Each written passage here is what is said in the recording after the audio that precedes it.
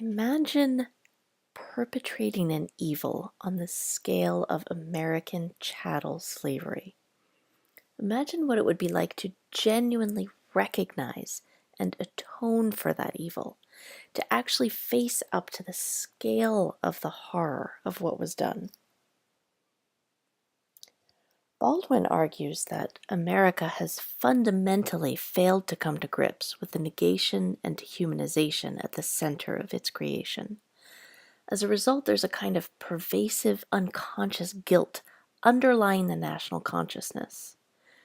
On page 27, he writes, "In our image of the Negro breathes the past we deny, not dead, but living yet and powerful, the beast in our jungle of statistics. It is this which defeats us, which continues to defeat us. Wherever the problem touches, there is confusion, there is danger, the tension of a silence filled with things unutterable. It is a sentimental error, therefore, to believe that the past is dead. It is not a question of memory. The man does not remember the hand that struck him, the darkness that frightened him as a child. Nevertheless, the hand and the darkness remain with him, indivisible from himself forever." Rather than squarely face the guilt, we try to cover over the things that make us guilty. The general desire seems to be to make it blank if one cannot make it white. But the attempt to erase the crime perpetuates the guilt. The only way to genuinely absolve guilt is to acknowledge what you've done and make amends for it. Hiding it from yourself, only perpetuates it, which leads to a constant, unfulfilled need for absolution. So we associated blackness with shame and told ourselves that the African people we enslaved were benighted and savage and that we were bringing redemption. On page 28, he writes, "Since our role as missionary had not been wholly disinterested, it was necessary to recall the shame from which we had delivered him, in order more easily to escape our own." Let's pause for a minute to think about an important difference in structure between chattel slavery and other acts of violence involved in the founding and expansion of America. The dislocation, cultural destruction, and genocide of indigenous people was also a grotesquely violent and ongoing act. And in fact, American colonies relied heavily upon the enslavement of indigenous people, structured laws around preserving indigenous slavery, and fought wars to perpetuate that slavery. With the rise of African slavery in the late 1700s and the increasing dislocation of most local indigenous tribes to the west, that system mostly waned by the end of the 18th century.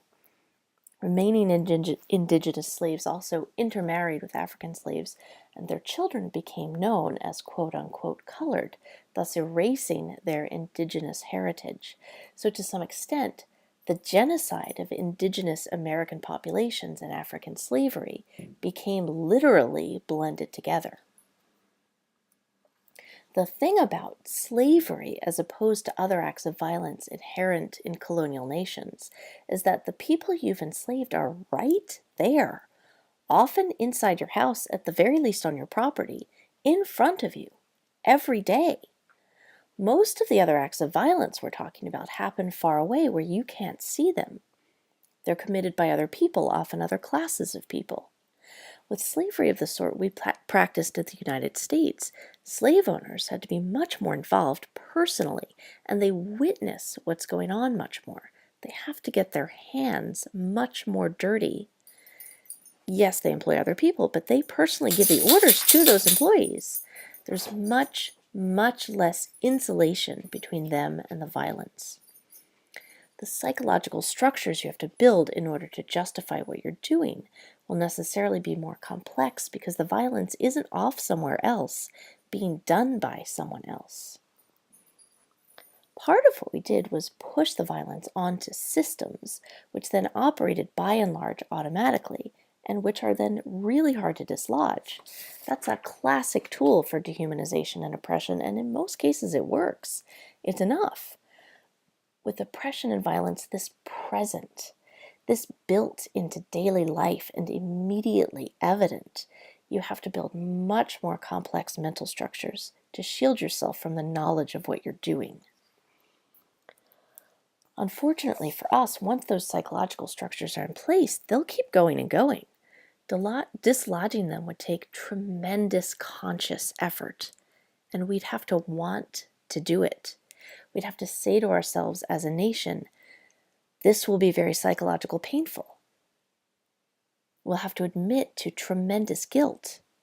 We'll have to fundamentally restructure our sense of who we are as a country and what our founding was like. We'll have to give up a lot of stories we tell that make us happy and proud. Who wants to do that unless they're the victim of the violence we're covering up? Of course people would prefer not to do it. Moreover, recall that the structure was built to hide the crime. Once it's in place, it works pretty well, apart from that nagging piece of sand in the national unconscious. And it works especially well once the crimes are more hidden, once slavery is officially outlawed and the violence does mostly happen hidden from public view. So we have created a set of circumstances in which it's very, very unlikely that we will have a genuine reckoning with the past. But if we don't, that violence will continue to spool out, because the very mechanism by which we erase the founding violence of America is the erasure of Black humanity. Baldwin sees this playing out in multiple places in American culture, economics, law, housing, public spaces, policing, personal relationships, and history. In this particular work, he evaluates the way it plays out through the structure and popularity of protest and problem novels like the ones he's reviewing here. First, he points out that when a protest novel reaches a mainstream audience, we immediately turn the conversation around to our own self-congratulations for having a conversation about race, and such a gritty and real one, and use the fact that the novel was published and popular as a way to tell ourselves that we really are having that honest reckoning with race that we so desperately need to have. But the novel itself isn't a reckoning. And rather than use it as a springboard to a genuine reckoning, we use it as a stand-in for the reckoning. And thus, it becomes another layer of papering over the crimes at the heart of the American founding. On page 29, he writes, Americans, unhappily, have the most remarkable ability to alchemize all bitter truths into an innocuous but piquant confection, and to transform their moral contradictions, or public discussion of such contradictions, into a proud decoration.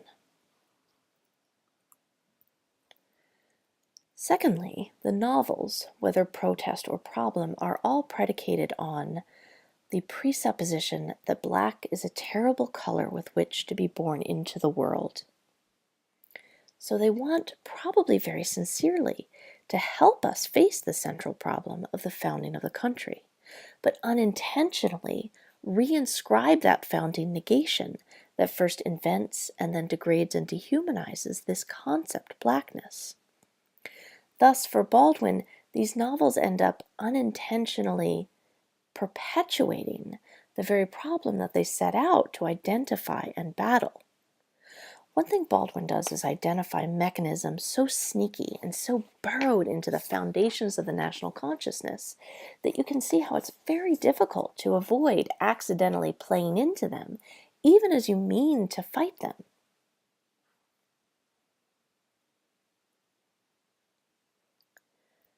So these are the primary mechanisms through which Baldwin sees American history, memory, and the dominant culture operating, up through and including the present day, to negate the humanity of Black Americans. The creation of the categories of blackness and whiteness and the association of blackness with guilt. The draining of the specificity of identity and replacement with an empty category. the master-slave dialectic that develops out of that creation, and the cover-up of the original crime that continuously necessitates dehumanization by denying dehumanization.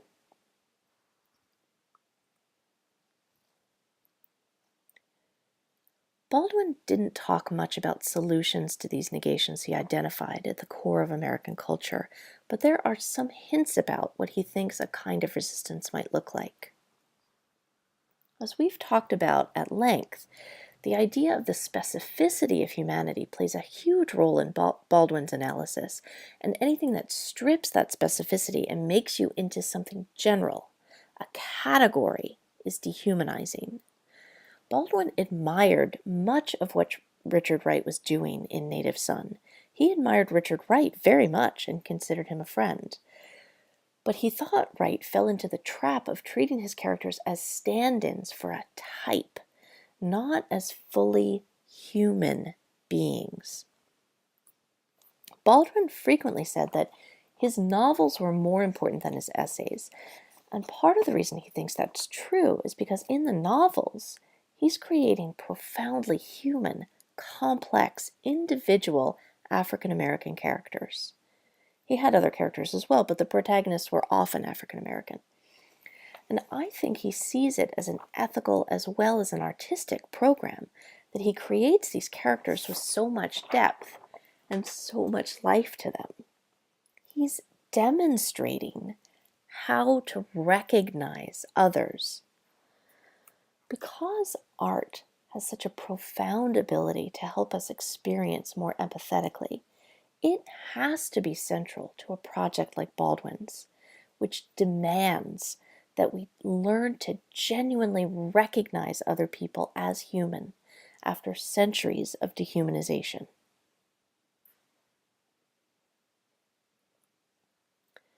This is the end of our lecture series on James Baldwin's Many Thousands Gone, and it is the last time I'll remind you to review your notes in these videos and to email me with any questions.